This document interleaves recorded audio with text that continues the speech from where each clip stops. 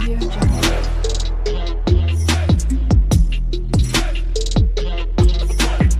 Audio Jungle. Hi guys, my name is Shruti and welcome to my channel. तो जैसे कि आपको पता ही है, अभी रिसेंटली मैं वीडियोस निकाल रही हूँ सिक्वलाइज पर, क्योंकि ये बहुत ज़्यादा इंपॉर्टेंट है। ठीक है, तो उसका थ्योरी पार्ट मैंने ऑलरेडी कवर कर चुका है। ठीक है, अब हम देखने वाले प्रैक्टिकल। तो बेसिकली आज हम एक नोट जेएस का प्रोजेक्ट क्रिएट करते हैं। ठीक है, सो स्टार्ट हम उसी से करेंगे ना, तो इसलिए तो सिंपल देखो, मेरे पास एक फोल्डर है। बेसिकली इसके अंदर कुछ भी नहीं है। ठीक है, एक्सप्रेस वर्किंग बोल के फोल्डर क्रिएट करा है मैंने। ठीक है, अब इसको मैं सिंपली टर्मिनल के अंदर ओपन कर लेती हूँ। ठीक है, तो आपको पता ही होगा ऑलरेडी, इसको मैं पहले तो क्लियर कर लेती हूँ। पहले ही आपको पता होगा कि जब भी आपको नोड जेएस या एक्सप्रेस जेएस पर वर्क करना है, तो सिंपली आपको सबसे पहले आपके सिस्टम में नोड है कि नहीं इंस्टॉल, वो देखना पड़ेगा। ठीक है, सो सिंपल आपको डालना है node-v। तो अगर आपके सिस्टम में नोड जेएस इंस्टॉल होगा तो सिंपली क्या होगा, यहाँ पर वर्जन डिस्प्ले हो जाएगा। एंटर हिट कर लेते हो, वेट करते हो, और यहाँ पे अगर वर्जन डिस्प्ले हो रहा है, इसका मतलब आपके सिस्टम में नोड है। ठीक है, तो सिंपल बस इतना ही कर दो अभी के लिए चेक। ठीक है, क्लियर कर लेते हैं इसको।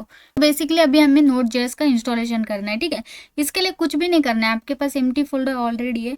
इसके लिए सिर्फ आपको npm init करना है, ताकि आपके पास एक पैकेज डॉट जेसन वाला फाइल आ जाए। ठीक है, दैट्स इट। इसके लिए हम यहाँ पर कमांड डाल लेते हैं npm init -y। डालोगे तो ऑटोमेटिकली सारी चीज़ें बन के रेडी हो जाएगी। ठीक है, सो वेट करते हैं। ये देखो, कुछ इसी तरीके से अंदर वो फाइल के अंदर कुछ डेटा रहेगा। ठीक है, मैं एक बार क्या करती हूँ, अब देखो मैं आपको फोल्डर भी दिखा देती हूँ। ये देखो, यहाँ पर एक पैकेज डॉट जेसन बोल के फाइल क्रिएट हो गया। ठीक है, जो बेसिकली यही चीज़ है उसके अंदर। ठीक है, अगर आपको देखना ही है तो कोड डॉट करके मैं आपको वीएस कोड में ओपन भी करके दिखा देती हूँ। ठीक है, सो ये देखो, पैकेज डॉट जेसन में आओगे तो यहाँ पर ये बन के रेडी भी हो गया। ठीक है, सो सिंपल, हमारा एक नोट जेएस का प्रोजेक्ट हमने कर भी दिया, ऐसा समझो। अब इसके अंदर हमें डिपेंडेंसी चाहिए, कौन से, एक्सप्रेस जेएस की, क्योंकि हम उसी पर वर्क करने वाले। तो सिंपल यहाँ पर मैं एक्सप्रेस जेएस को भी इंस्टॉल कर लेती हूँ। ठीक है, सो इसके लिए कमांड आपको सिंपल डालना है npm इंस्टॉल के लिए आई भी लिख सकते हो, सिंपल एक्सप्रेस डाल दो। दैट्स इट, एंटर हिट कर लेते हैं और यहाँ पे थोड़ा सा वेट कर लेते हैं। ठीक है, सो यहाँ पे ठीक है, तो परफेक्टली यहाँ पे एक्सप्रेस जेएस भी इंस्टॉल हो चुका है। अगर आपको देखना है तो कहाँ जाना पड़ेगा, सेम पैकेज डॉट जेसन में ही आओगे, डिपेंडेंसी के अंदर आपका एक्सप्रेस जेएस यहाँ पे इंस्टॉल हो जाएगा, और विथ आपके पास यहाँ पे उसका वर्जन भी डिस्प्ले हो जाएगा। ठीक है, तो परफेक्टली हमारा यहाँ पे बन के रेडी है। अब यहाँ पे क्या क्या चेंजेस करनी है, जैसे कि मैं बोलती हूँ। ठीक है, अब नॉर्मली यहाँ पर देखोगे तो मेन आपका फाइल कहाँ से स्टार्ट हो रहा है, इंडेक्स डॉट जेएस है। हमारे पास तो है ही नहीं, तो सिंपल आपको क्रिएट करना पड़ेगा। तो सिंपल इंडेक्स डॉट जेएस को एज इट इज कॉपी करो, इस पूरे प्रोजेक्ट में जाओ और सिंपली यहाँ पर एक न्यू फाइल क्रिएट कर दो इंडेक्स डॉट जेएस नेम से। That's it. यहाँ पर अभी के लिए आप क्या भी डाल सकते हो। ठीक है, सो सिंपल मैं यहाँ पे कंसोल लिख देती हूँ, कंसोल डॉट लॉग लिख देती हूँ। सो बेसिकली अभी मैं हेलो श्रुति ऐसा लिख देती हूँ। ठीक है, ठीक है, परफेक्ट। अब अगर मुझे इसको देखना है तो सिंपली मुझे क्या डालना पड़ेगा, यहाँ पे सिंपल नोड इंडेक्स इतना डालूंगी तो सिंपल मुझे हेलो श्रुति यहाँ पर डिस्प्ले हो जाएगा। ठीक है, जो मैंने जस्ट यहाँ पर ये पेज मेरा लाइक यानी कि मेरा मेन पेज पहले रन हो जाता है, यानी कि ये पेज पर वो आ गया। ठीक है, इस पेज पर इसको कंसोल मिला, इसने मुझे एज इट इज कंसोल यहाँ पे डिस्प्ले कर दिया। ये एज अ टर्मिनल आपका कंसोल की तरह ही वर्क कर रहा है। ठीक है, तो अब नॉर्मली क्या होता है, नॉर्मली हमें नोड इंडेक्स डाल के इस प्रोजेक्ट को रन करने की कोई ज़रूरत नहीं। ठीक है, नॉर्मली देखा जाए तो नोड जेएस का प्रोजेक्ट हम कैसे रन करते हैं, npm start।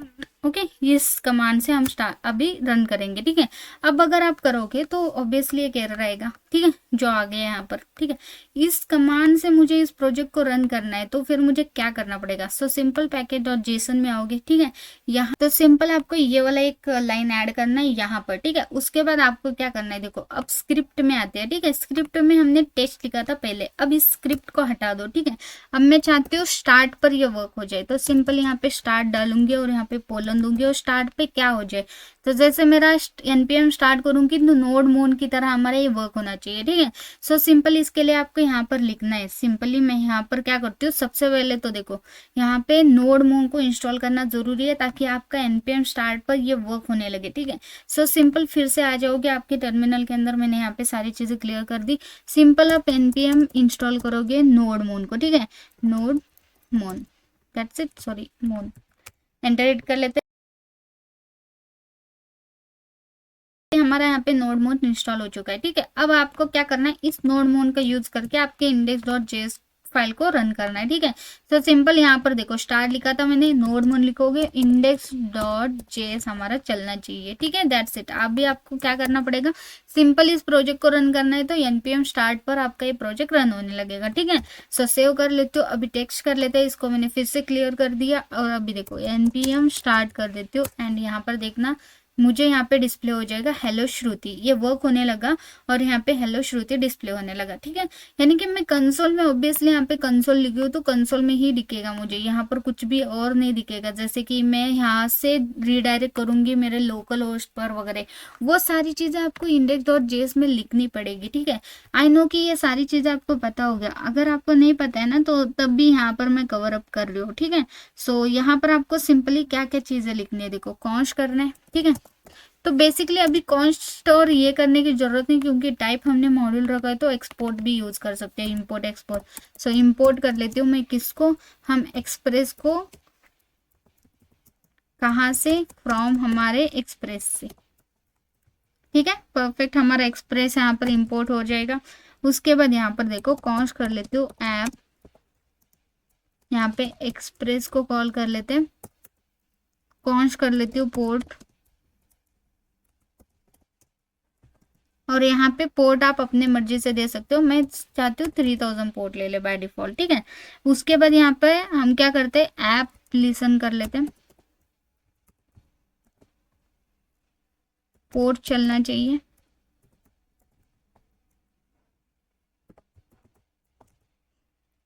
एंड यहाँ पे मैं कंसोल लॉक कर लेती हूँ ताकि मुझे जिस पोर्ट पे ये डिस्प्ले हो रहा है वो मुझे वहां पर डिस्प्ले करे, ठीक है। Server is running on local host 3000, यहाँ पे मैं 3000 लिख देती हूँ, ऑन पोर्ट 3000 ऐसा लिख देती हूँ, ठीक है। परफेक्ट, सेमीकोलन दे देते हैं एंड अब देखो सिंपली मेरा यहाँ पे ये वाला मैसेज प्रिंट हो जाएगा, लेकिन मैं चाहती हूँ कि लोकल होस्ट 3000 अगर मैं डालूँ, ओके, तो ये मुझे पेज के अंदर कुछ ना कुछ मैसेज प्रिंट करे, जैसे मैं पहले कंसोल कर रही थी वो मुझे मेरे ब्राउज पे भी डिस्प्ले हो जाए। इसके लिए मैं यहाँ पर लिखूंगी राउट हमारा क्रिएट करेंगे। सो सिंपल यहाँ पे राउट ले लेती हूँ मैं और यहाँ पे देखो ऐप डॉट गेट यानी कि हम डिस्प्ले कर रहे, ठीक है, ये मेथड यूज करेंगे स्लैश पर, यानी कि बाय डिफॉल्ट पोर्ट पर आपको क्या करना है। तो सिंपल यहाँ पर देखो आपके पास रिक्वेस्ट और रिस्पॉन्स आ जाता है, ठीक है। यहाँ पे मैं कर लेती हूँ रिक्वेस्ट और रिस्पॉन्स,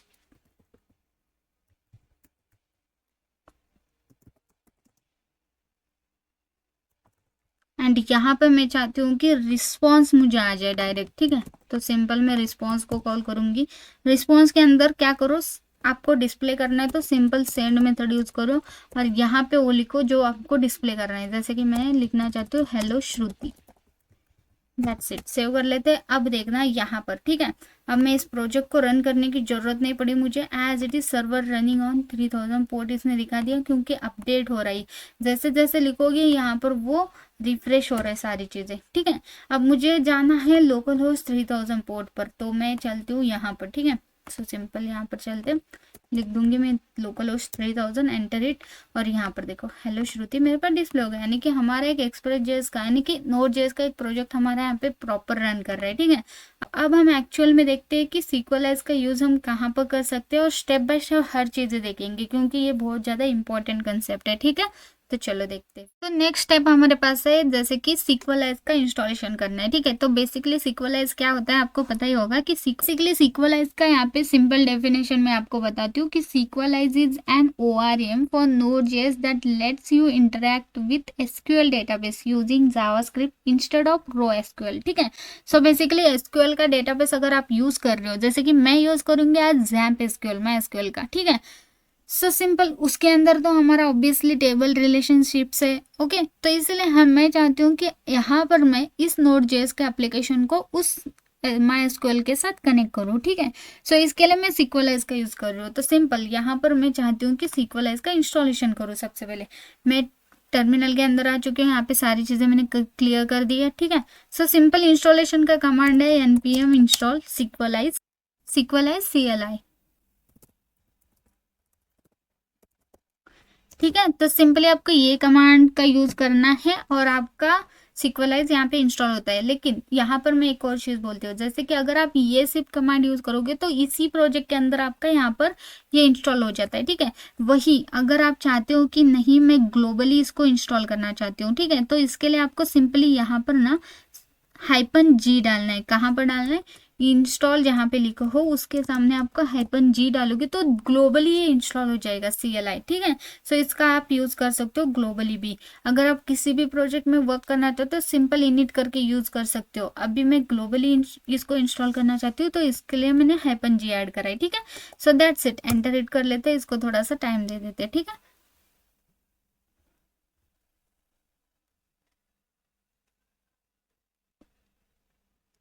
ठीक है, तो सिंपली देखो, जैसे कि मैंने बोला कि नेक्स्ट स्टेप हमारे पास है डेटाबेस कनेक्शन के लिए। डेटाबेस कौन सा आप यूज करने वाले हो? जैसे कि मैंने बोला कि मेरे पास एक जैम्प है, ठीक है, मैं इसको ओपन कर लेती हूँ सबसे पहले। एंड यहाँ पे मैं जैम्प के अंदर एक डेटाबेस क्रिएट करूंगी, उससे ही मुझे इस प्रोजेक्ट को कनेक्ट करना है, ठीक है। सो सिंपल मैं MySQL एडमिन के अंदर चलती हूँ, यहाँ पे इसको ओपन कर लेते हैं। अब यहाँ पे एक डेटाबेस बना देते हैं, ठीक है। सो सिंपल यहाँ पे मैं लिख देती हूँ कि सिक्वलाइज टेस्टिंग नेम से, ठीक है।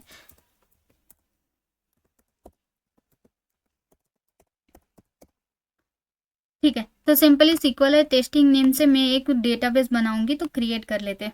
सो यहाँ पर देखो ये क्रिएट कर दिया। अब ये क्या है? PHP माई एडमिन है, यानी कि MySQL वाला टेबल है, ठीक है। सो अब ये बेसिकली इससे कनेक्ट करना है, तो इसके लिए मुझे यहाँ पर MySQL को इंस्टॉल करना पड़ेगा, ठीक है। सो सिंपल आपको यहाँ पे इंस्टॉल करने का कमांड है npm। इंस्टॉल के लिए आई लिखो या इंस्टॉल लिखो चलेगा, MySQL 2 लिखना है आपको, ठीक है। यानी कि आपके MySQL वाले डेटाबेस से कनेक्ट हो जाएगा। That's it. एंटर हिट कर लेते हैं, ठीक है। अगर आप PostgreSQL यूज करना चाहते हो, ठीक है, बाय डिफॉल्ट बहुत लोग PostgreSQL यूज करना चाहते हैं, तो आपको सिंपल कमांड लिखना है npm। इंस्टॉल के लिए एज इट इज pg लिखना है, क्योंकि PostgreSQL का इनिशियल जो है वो pg है, तो सिंपल pg-h store, ठीक है। तो ये वाला कमांड आपको ऐड करना है अगर आप PostgreSQL के साथ कनेक्ट करना चाहते हो, तो सिंपल। अब मैं MySQL के साथ करना चाहती हूँ, इसलिए मैंने इंस्टॉल करा। अब इसकी जरूरत नहीं है, बस मैंने आपको एक कमांड बता दिया, ठीक है। सिंपल, बस याद रखना। अब इसके बाद देखो नेक्स्ट स्टेप हमारे पास क्या है कि हमें अब सिक्वलाइज को इनिशियलाइज करना है, ठीक है। तो बेसिकली हम इनिशियलाइज क्यों करते हैं? क्योंकि हम क्रिएट करना चाहते हैं फोल्डर स्ट्रक्चर को, जैसे कि उसके अंदर हमारे पास मॉडल्स आएगा, माइग्रेशंस आएगा, सीडर्स आएगा, यानी कि ये सारी चीज़ें हमारी डेटाबेस को ऑर्गेनाइज करती है, ठीक है। तो बेसिकली यहाँ पर मैं सारी चीज़ें आपको 1 बाय 1 बता दूंगी। अभी हम पहले तो इनिशियलाइज करते हैं, ठीक है। सो सिंपल कमांड आपको ऐड करना है npx, ओके, npm नहीं npx डालना है इस बार, सिक्वलाइज -CLI init, ठीक है। तो बस आपको ये वाला कमांड हिट करना है, एंटर हिट कर लेते हैं।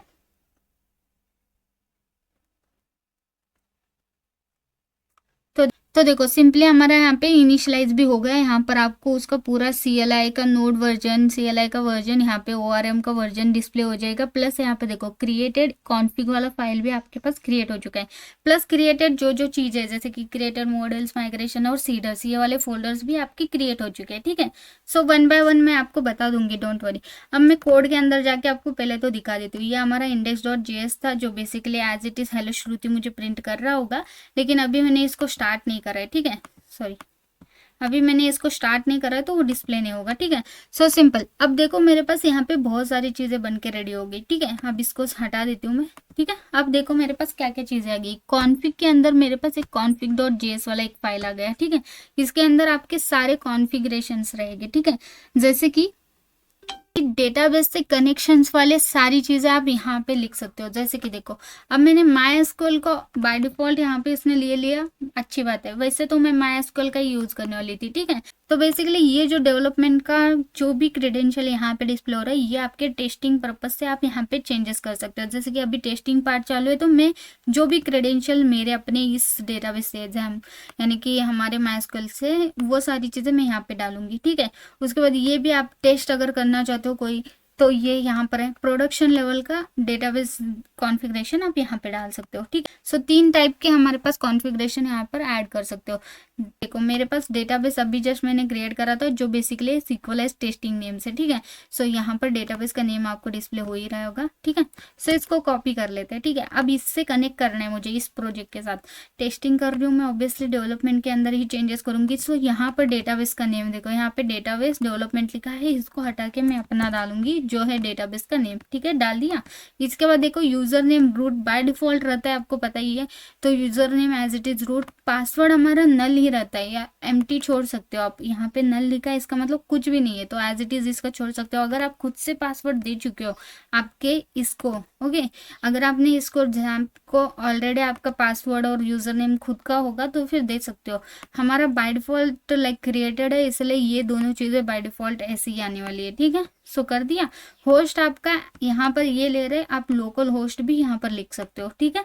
सो बाय डिफॉल्ट होस्ट ये ऐसा बता रहे, मैं यहाँ पर चाहती हूँ कि लोकल होस्ट ले ले, तो सिंपल मैं यहाँ पे लोकल होस्ट भी क्लिक कर सकती हूँ। तो यहाँ पर मैं लोकल होस्ट ही लिख देती हूँ, ठीक है। तो यहाँ पर मेरा होस्ट होने वाला है local host, that's it, simple. Save कर लेते हो। यहाँ पर हमने यहाँ पर कॉन्फ़िगरेशन ऐड करा जो बेसिकली टेस्टिंग पर्पस का होगा। अगर आपको डिप्लॉयमेंट का करना है तो यहाँ प्रोडक्शन लेवल पे कर देना, ठीक है। सो दैट्स इट, ये कॉन्फ़िगरेशन का फाइल हमारा सेट हो गया। उसके बाद देखो बहुत सारी चीज़ें, जैसे कि माइग्रेशन वाला फोल्डर आ गया, मॉडल्स वाला फोल्डर आ गया और सीडर्स वाला फोल्डर आ गया। अब देखो माइग्रेशन और सीडर्स के अंदर कुछ भी नहीं है, लेकिन मॉडल्स के अंदर एक index.js वाला फाइल है, ठीक है।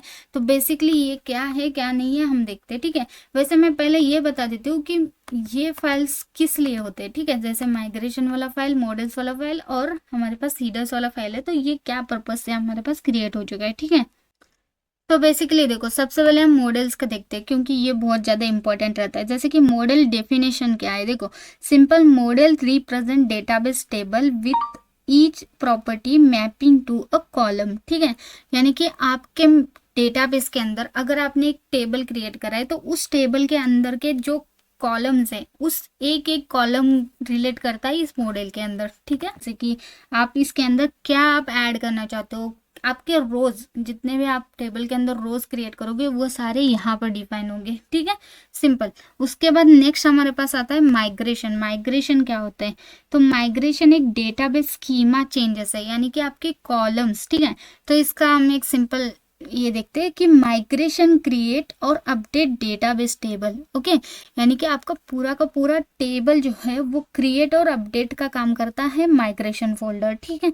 अब उसके बाद क्या करते हैं, जैसे कि स्कीमाज अभी हमने सुना कि एक्चुअल में माइग्रेशन क्या करता है, डेटाबेस स्कीमा चेंजेस, यानी कि आपके जो टेबल है, ठीक है, उसके जो एक्चुअल कॉलम है जैसे कि आईडी, नेम, रोल नंबर, ये सारी आपके कॉलम्स है, ठीक है, हेडर्स है, तो उनको चेंजेस करने का काम भी यही कर रहे हैं। तो बेसिकली आप टेबल क्रिएट करते थे, आप अपनी स्कीमाज ही तो देते हो, जैसे कि टेबल का रो क्या होना चाहिए, हेडिंग क्या होना चाहिए, आईडी होनी चाहिए, नेम होना चाहिए, ईमेल होना चाहिए, एंड ये सारी चीज़ें आप कहाँ पे क्रिएट करोगे, ये सारी चीज़ें माइग्रेशन के अंदर, ठीक है। अब आते हैं सीडर्स के अंदर कि सीडर्स एक्चुअली क्या होते हैं। Seeders is a simple insert initial और सैंपल डेटा, ठीक है।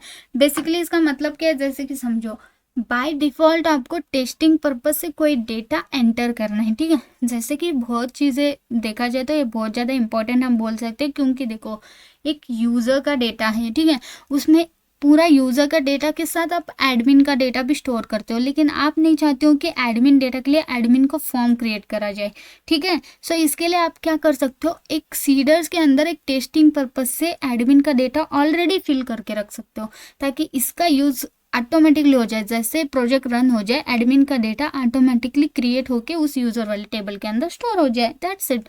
तो इसका मतलब क्या हुआ कि सीडर एज अ एक टेस्टिंग पर्पस से, यानी कि इंसर्ट करता है एक रो आपका, एक यूज़र का डेटा, ओके, सिंपल। चलो ठीक है, आई होप आपको ये तीनों चीज़ें समझ में आ गई होगी। ओके, तो नेक्स्ट स्टेप हमारा क्या है, जैसे कि मॉडल्स के अंदर आते हो, ठीक है, मॉडल्स के अंदर आते हो तो यहाँ पर index.js वाला एक फाइल है जो बाय डिफॉल्ट आपका यहाँ पे क्रिएट हो चुका है। तो ये क्या है बेसिकली, ठीक है, इसके अंदर बाय डिफॉल्ट जो चीज़ें ऐड कर चुका है तो वो क्या क्या है मैं आपको बताती हूँ। जैसे कि ये सबसे पहले हमारे पास यूज स्ट्रिक, ठीक है। यूज स्ट्रिक क्यों यूज होता है, जैसे कि देखो कोई भी एक छोटे मोटे एरर होंगे तो उनको वो हैंडल कर लेता है, ठीक है। सो उसके बाद देखो नेक्स्ट है हमारे पास यफे, ठीक है। यफे हम यूज क्यों करते हैं, क्योंकि आपके पास नोड मॉड्यूल के अंदर जितने भी फाइल्स होंगे उनको रीड करने में एक काम करता है, ठीक है। उसके बाद हमारे पास है पाथ, ठीक है। ये पाथ क्या काम करता है, आपके फाइल्स को हैंडल करता है अक्रॉस आपके डायरेक्टरी पाथ के साथ, ठीक है। तो अगर आपके पास कोई और पाथ होंगे तो उनको वो क्रॉस प्लेटफॉर्म से भी हैंडल करता है, ठीक है। उसके बाद आता है सीक्वलाइज। तो सीक्वलाइज तो आपको पता ही होगा कि मेन सीक्वलाइज लाइब्रेरी है जिसका यूज हम करने वाले, तो इसलिए इसको इंपोर्ट करके ही आपको यूज करना पड़ता है, ठीक है। उसके बाद चलते हैं नेक्स्ट पॉइंट पर, जैसे कि प्रोसेस है। तो प्रोसेस यहाँ पे क्या कर रहा है, give access to environment variable and process info, यानी कि यहाँ पर आपके पास अगर .env वाला फाइल होगा तो वहां से कोई एक्सेस लेना है तो प्रोसेस का यूज करके आप ले सकते हो, ठीक है। नेक्स्ट है बेस नेम, ठीक है। करंट फाइल नेम की वजह से हम यूज करते हैं, ठीक है। जैसे कि यहाँ पर आप देख सकते हो फाइल नेम हमने यहाँ पर लिखा है, full path of current file का यहाँ से ले लेगा और इसके अंदर स्टोर कर देगा, ठीक है। नेक्स्ट है हमारे पास env, ठीक है। तो बेसिकली यही है कि env यानी कि आपके एनवायरनमेंट के अंदर जो भी फाइल्स हो यानी जो भी क्रेडेंशियल होंगे उनको हम एक्सेस कर रहे हैं env से। जैसे कि देखो यहाँ पर हमने यूज करा ही है process.env का यूज करके, यानी कि ठीक है। नेक्स्ट हमारे पास पॉइंट है कॉन्फिग, ठीक है। तो बेसिकली कॉन्फिग क्या कर रहा है, आपका कॉन्फिग फाइल को कॉल कर रहा है जहां से आप आपके कॉन्फिडेंशियल यानी कि जो भी क्रेडेंशियल है उनको आप एक्सेस कर रहे हो, ठीक है। सो नेक्स्ट है हमारे पास डीबी, ठीक है। आपके जितने भी मॉडल्स आप क्रिएट करोगे वो सारे के सारे आप यहाँ पर स्टोर कर रहे हो एज ए डीबी नेम से, ठीक है। सो नेक्स्ट पार्ट है हमारा ये वाला, ठीक है। तो ये क्या कर रहा है, ये कनेक्ट कर रहा है आपके डेटाबेस के साथ, ठीक है। तो जैसे देखो अभी हमारे पास लाइक अगर आपने क्रेडेंशियल दिया होता, ठीक है, तो सिंपली ये वाला चल जाता था, ठीक है। अब हमारे पास लाइक कॉन्फिग फाइल के अंदर जो भी डिप्लॉयमेंट का क्रेडेंशियल हमने ऐड करे तो ये वाला पार्ट एल्स वाला चल जाता है, ठीक है। सो यानी कि इफ अगर यूजर ने एनवायरनमेंट दिया होता, अगर आपने env फाइल के अंदर एनवायरनमेंट क्रेडेंशियल्स दिए होते तो ये वाला चल जाता, लेकिन अब हमारे पास कॉन्फिग के अंदर बेसिकली हमारे एनवायरनमेंट के जो भी लाइक क्रेडेंशियल है यहाँ पर है, ठीक है। तो इस वजह से वो क्या करेगा, एल्स वाला पार्ट लेगा, ठीक है। यहाँ पर देखो config.database config.username ऐसे 1 by 1 ले रहा है, पासवर्ड कॉन्फिग ये सारी चीजें, ठीक है। अब आप सोच रहे होंगे कि यहाँ पर तो फिल्टर वाला मेथड भी यूज हुआ है और फॉर ईच वाला भी यूज हुआ है, तो क्या मतलब, अभी ये फिल्टर वाला यूज क्यों हुआ है कि filter only valid models files, ठीक है। और वही फॉर ईच इसलिए यूज हो रहा है कि इंपोर्ट ईच मॉडल्स, ठीक है। सो बेसिकली ये क्या कर रहा है, ये काम कर रहा है, सेटअप कर रहा है आपके मॉडल एसोसिएशन को, यानी कि आप अगर 1 to many to 1 ऐसे बहुत सारे रिलेशंस क्रिएट करते हो टेबल से टेबल तक, तो फिर यहाँ पे वो मैनेज कर रहा है, ठीक है। सो नेक्स्ट है हमारे यहाँ पे ऑब्जेक्ट्स, ठीक है, यानी कि हमारे इंस्टेंस, ठीक है। तो सीक्वलाइज के क्लासेस को हमने यहाँ पे कॉल कर दिया। सो ये जो सीक्वलाइज है ये बेसिकली आपका डेटाबेस कनेक्शन का ऑब्जेक्ट है, ठीक है, इंस्टेंस है। और ये जो एक्चुअली सीक्वलाइज है ये आपकी लाइब्रेरी है, ठीक है, जो बेसिकली यहाँ पर आप लाइब्रेरी इंपोर्ट कर चुके हैं वो वाली लाइब्रेरी है, ठीक है। परफेक्ट। उसके बाद हम इस मॉड्यूल को एक्सपोर्ट कर दिया डीबी नेम से, दैट्स इट। अब सिंपली हमें इसका यूज करना है तो डीबी को कॉल करके मैं कहीं पर भी एक्सेस इसको कर सकती हूँ, ठीक है। सो इसलिए एज ए इंडेक्स पेज बहुत ज्यादा इंपॉर्टेंट है। आई होप आपको ये पूरा कोड क्लियर हो गया होगा, ठीक है। 1 by 1 मैंने सारी चीजें बता दी। बेसिकली मैंने सोचा क्यों ना मैं इसका नेक्स्ट पार्ट ही निकाल दूं, क्योंकि वहां पर एक्चुअली कर्ड ऑपरेशन के सारे कंसेप्ट देखेंगे 1 by 1। तो इसलिए आज का वीडियो यहीं पर ही एंड कर लेती हूँ। आई होप आपको ये वीडियो पसंद आ गया होगा। अगर मेरा ये वीडियो आपको पसंद आता है तो like share and subscribe to my channel. Thank you for watching this video guys, thank you.